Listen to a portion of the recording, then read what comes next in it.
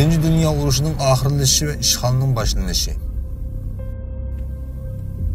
Birinci bölüm. Anadolu'nun işgali.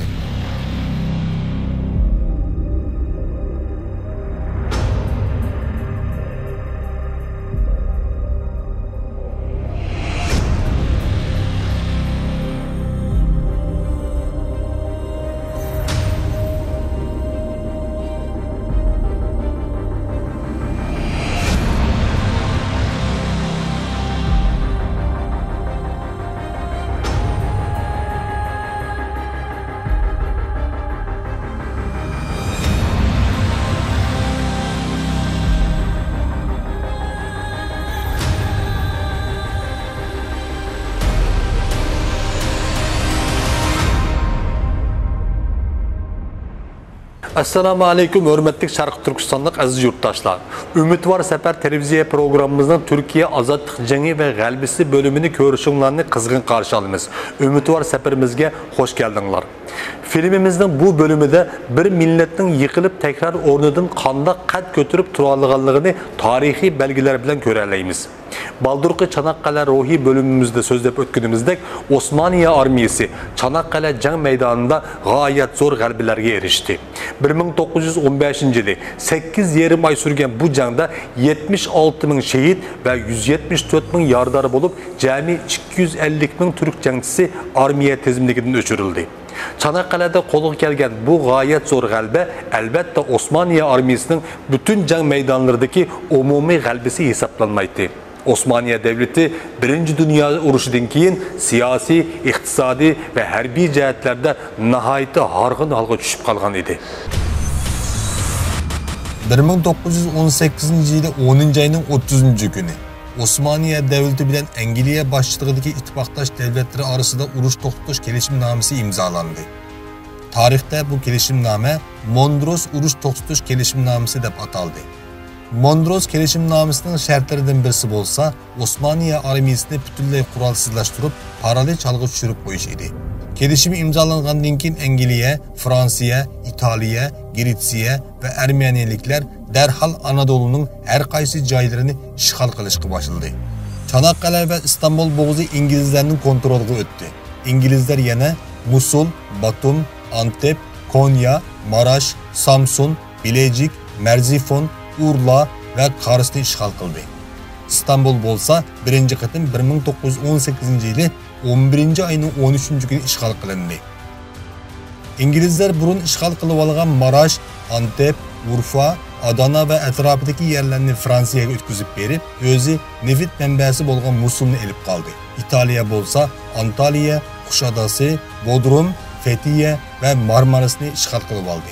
Konya ve Akşehir'gimi harbiy qo'shin evatdi. Ermenilarning Çar Rusiya yardım bilan qurib olgan partizan qo'shinlari Sharqiy Anadolu rayonlarini ishg'ol qilib qolmasdan yerlik Türk xalqiga og'ir zulm selishga boshladi. Ermenilar Kozan, Osmaniye, Mersin ve Adana'gimi Fransızlar bilan birga yetib kelgan edi. 1919 yılı 5. ayının 15. günü Gretsiya Ege rayonini qo'lga tushirish uchun İngiliz, Amerika ve Fransiya uruş parxodlarının himayesi aslında aldı bilen İzmir'ni işgal kılıp aldı. Keyinki günlerde bolsa 3 liniyeden Ege rayonuga kengayip inişke başladı. Anadolu, ittifaktaş devletler tarafından öz ara bölüşüp ilingan bir parça tortqa aylanıp kalgan idi. İkinci bölüm. Azadlık uruşunun başlanışı. Mondros kelishimnomasining imzolanishi bilan teng Osmaniye imperiyasining toprakları bölünüp işgal qilingan hukumati ve armiyasi bo'lsa butunlay pasif holatga tushib qolgan qo'rchoq bir hokimiyatga aylanib qoldi.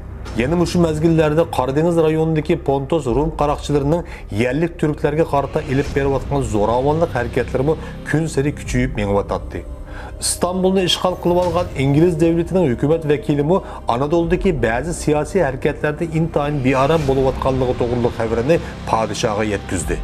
Delmuş peytte Sultan Vahdettin Anadolu'yu beriş için fırsat kütüp duruvatkan General Mayor Mustafa Kemal'ni 9. Armiye müfettişlik vazifesiga tayinledi. Mustafa Kemal Padişahın buyruğu bilen 1919 yılı 5. ayının 16. günü en işençlik adamlarının hemrahlığı İstanbul'dan Karadeniz rayonunun mühim şehirlerden biri bolgan Samsun'a qarab yolga çıktı. Mustafa Kemal ve 18 kişilik heyet 5. ayının 19. günü Samsun'a ayak bastı. Bu gün bolsa Türkiye Cumhuriyeti tarihinde Türk Azadlık Cengi'nin başlangıç günü bulup hesaplandı. Osmaniye Armiyası da harbiy unvanı General Mayor bolgan Mustafa Kemal kelişimnamege binaen mevcut armiyenin kural taşlap pasıp algı düşüp gelişinin aldığını eliş için Anadolu'daki bütün komandanlar bilen mehbi ve aşkarı alaka kuruşku başladı.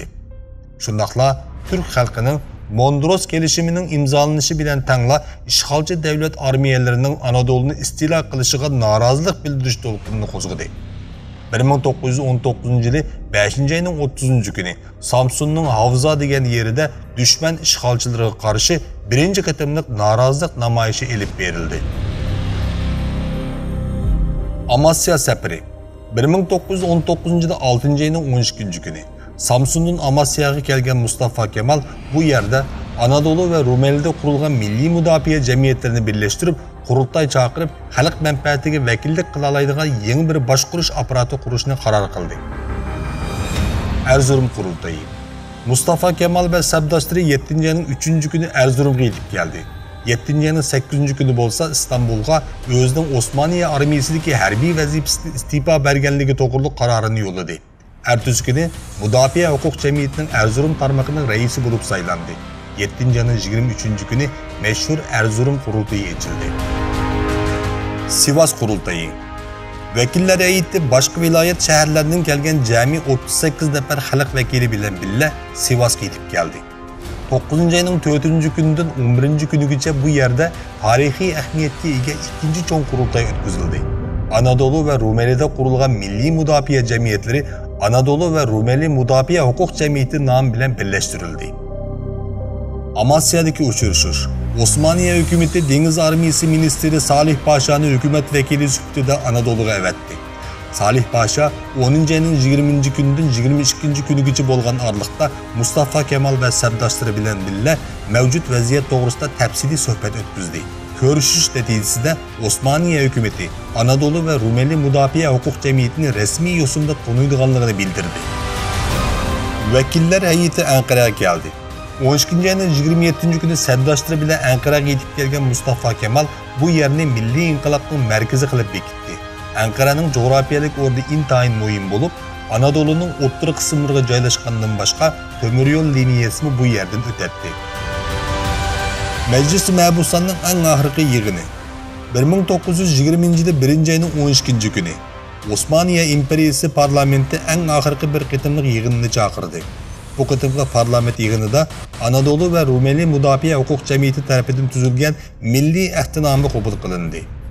Milli Ehtinamı'da G'arbi Trakya, 12 Aral, Kars, Ardahan, Batum, Halep vilayeti, Musul vilayeti, Deirizor ve Kıbrıs qatarlıq yerlerinin vatan toprağının ayrılmaz parçaları ekanligi alohida şerhlengen idi. 1920 yılı 3. ayının 16. günü işgalci devletler Osmaniye hükümeti tarafından elip berilayotgan bazı siyasi hareketlerini bulup mu Anadolu'da istilaga karşı kozgalgan kurallık inkılaplarını bahane kılıp durup payitaht İstanbul'unu ikinci kıtım işgal kılıp aldı. Bu kıtımkı işgal bilen bille Padişah Sultan Vahdettin Osmaniye parlamenti bolgan Meclisi Mehbusan'da takaşkı mecbur oldu. Türkiye Büyük Millet Meclisi'nin kuruluşu İstanbul'un işgal kılınışı ve Meclisi Mehbusan'ın tarqılıp ketişi bilen bille Osmaniye devlet hakimiyeti bu bütünlüğü ahırlaşkan oldu. Padişah bolsa ittifaktaş devletlerinin bir esiriga aylanıp kalgan idi. Halkı vekillik kılalaydıgan ve halk namıdan siyasi kararlar beralaydıgan bir hukukluk organga ihtiyaç bolganlığı ma'lum bolup atattı. Mustafa Kemal ve sabdaşları 1920 yılı 4. ayının 23. günü Ankara'da 338 nefer halk vekilinin katmışışı bilen Türkiye Büyük Millet Meclisi'ni kurup çıktı. Meclis reisliği bolsa Mustafa Kemal saylandı. 5. ayının 2. günü Türkiye Büyük Millet Meclisi hükümeti kurulup çıktı. 1921 yılı 1. ayının 20. günü Türk Devleti'nin destekli asasi kanun layihesi tüzüp çıkıldı. Sevr Kelişimnamesi 1920-yili 8-ayning 10-kuni Fransiyada Osmaniye devleti bilan Angliya, Fransiya, Italiya, Yaponiya, Armeniya, Belgiya, Gretsiya, Hijaz, Polsha, Romaniya, Sırp, Hırvat, Sloven ve Çekoslovakiya devletleri arasında Sevr kelishimnomasi imzolandı. Türklerin Anadolu'daki 900 yıllık mevcudiyetini bütünle yok kılıp etişini maksat kılgan bu kelishimname Türkiye Büyük Millet Meclisi'nin güçlük karşılığı uçurap imza koygucularını vatan haini deb ilan kılışını kararlaştırdı. 3. bölüm Umumi hücum Şarkı Jang Meydanı Osmaniye İmperiyası 1. Dünya Uruşu'dan məğlub bulup ayrıldı. Bu mezgillerde devlet ağır siyasi, iqtisadi ve hərbi kriziske tuş geldi. İttifaqdaş devlet koşulları bolsa Anadolu'nun her tarafını işgal kılışkı başladı. Bu mezgillerde Türk halkı vatan söyər ve milliyetçi hərbi komandanlarının planlık yetekleşi neticesinde düşmana karşı partizanlık uruşunu başlattı. Vatan ve millet üçün özlüğünden teşkillengen bu milli kurallık güçlerine Kuvayi Milliye degan nam verildi. Türkiye Büyük Millet Meclisi hükümeti tarafından tekrar tertip edilen Türk Azadlık Armiyası 1920 yılının ahırkı mezgillerde adam sani 15 binden aşkan Kuvayi Milliye cancılarını öz seplerine koşup aldı. Arkadanla vatan topraklarını işgalden üzül kesil azad kılış maksidi bilen umumi yüzlük kaytırım hücumu öttü. 1. Dünya Uruşu mezgilde Kafkasya taraflarda uruş başlanğandan keyin Çar Rusiya, Ermeniya milletini Osmaniye devletiga ve Müslüman xalqlarga qarşı küşkürtüp ig'vogarchilik paydo qilib qo'ygan edi. Ermeniler bolsa siyasi qalamqonchilikdan foydalanib Erivan merkezlik Ermeniston devletini qurib oldi. Bu mezgillerde Ermeniler yana Gümrü, Iğdır, Arpaçay ve Aras rayonlarına besip gelip bu yerlerde oturuşluk Müslüman Türk halkına karşı ağır zulüm çelişki başlayan idi. Türkiye Büyük Millet Meclisi hükümeti 15. Korpus Kumandanı General Kazım Karabekir'e bu rayonlarını Ermeni Qarakçılardan tazlaş vazifesini tapşırdı.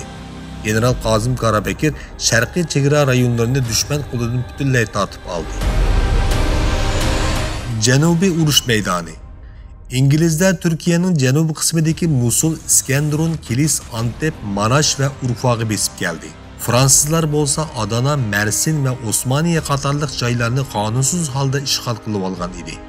Türk halkının baturlarca küreş kılışı neticesinde İngiliz ve Fransız devletleri Ankara kelishimnomesini imzalagandan keyin harbiy qo'shinlarni işgal kılıp algan rayonlardan çekindirishga başladı. G'arbiy urush sepi G'arbiy urush sepi azadlık jangının taqdirini belgilaydigan intayin halkılık mesele idi. Şunun için Türkiye Büyük Millet Meclisi hükümeti evvel muntazam Milli Azadlık Armiyasını kurup çıkıp andın Giritsia Armiyası'na karşı kaytırma hücumu etti. 1. Enönü Cengi Giritsia Armiyası burun besip algan Bursa ve Uşak'tan hareket kılıp Eskişehir ve Afyon tarafına qarab ilgilileşki başladı. Maksidi bolsa Eskişehir tömür yolunu kolga elip Ankara'ya hücum kılış ve Türkiye Büyük Millet Meclisi'ni bütünle yok kılış idi. 1921'de 1. ayının 10. günü Polkovnik İsmet Bey'nin kumandanlığındaki Türk koşunu özünün netçe həssi küçük bolğan Grek armiyasını Eskişehir'nin Enönü degan yerde məğlub kıldı. Bu galibiyetten keyin Türk halkının Türkiye Büyük Millet Meclisi ve hükümetiga bolğan işençisi texim yuqori götürüldü. 1. Enönü g'alabasidan keyin işgalchi devletler 1921'de 2. ayının 21. günü Londonga tekrar yığılıp Sevr kelishimnomasi to'g'riliq muzokara elib berishga majbur bo'ldi. Bu yig'inga taklif qilingan Ankara hükümeti milli topraklarning bölünmez şartini o'ttirib qo'ydi. Avrupa devletleri Türklerinin bu taleplerini rad qilish bilan birga Türklermi azadlık yurishini davomlashtirish qarori oldi.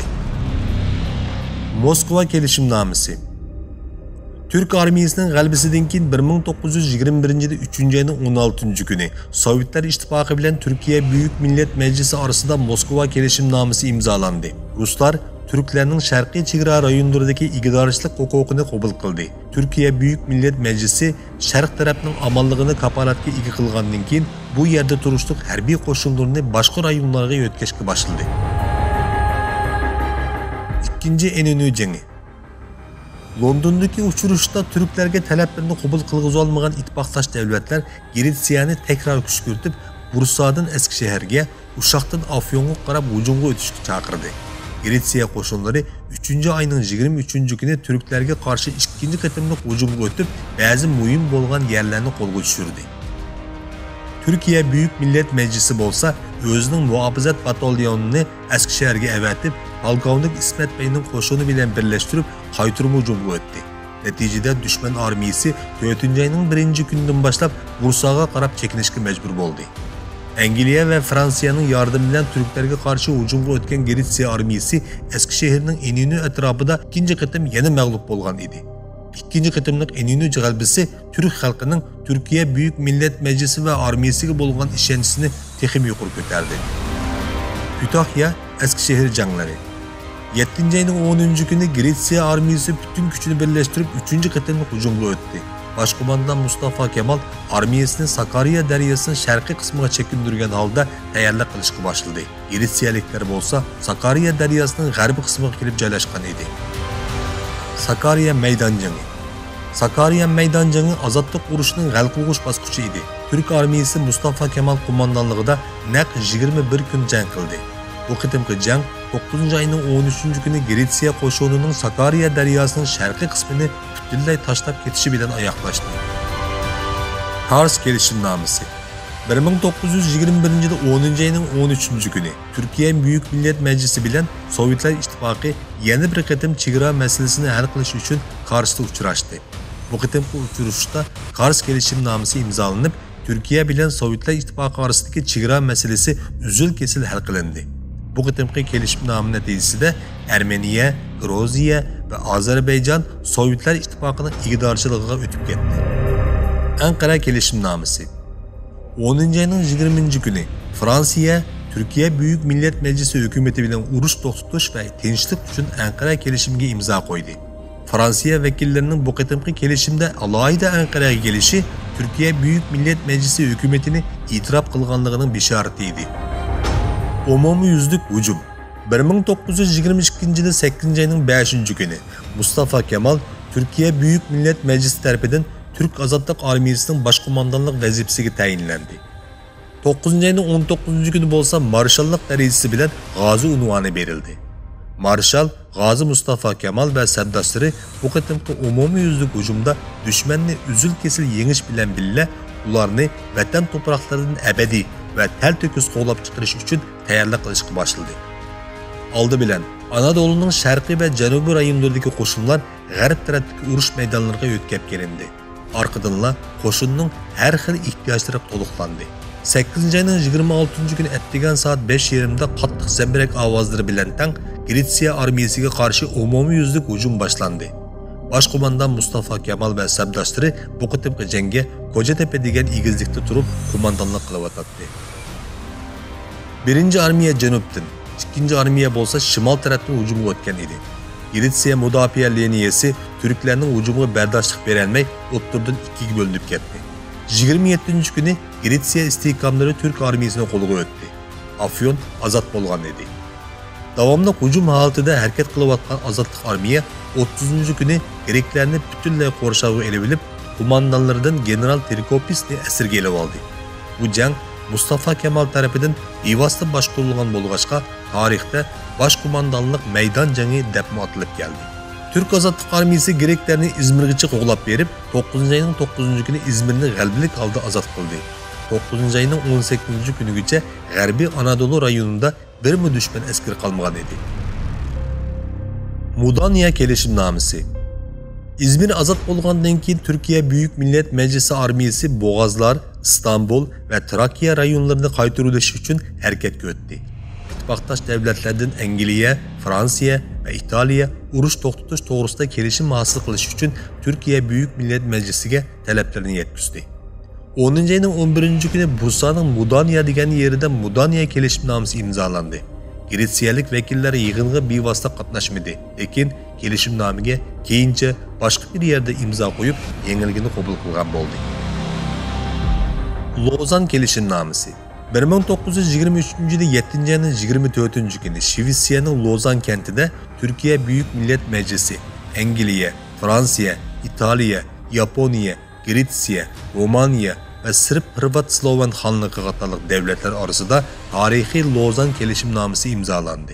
Bu kelishimnoma bilan Türkiye Cumhuriyeti xalqarada bütün ellerge o'xshash mustaqil, teng barobar va sharafli bir davlat ekanligi qabul qilingan bo'ldi.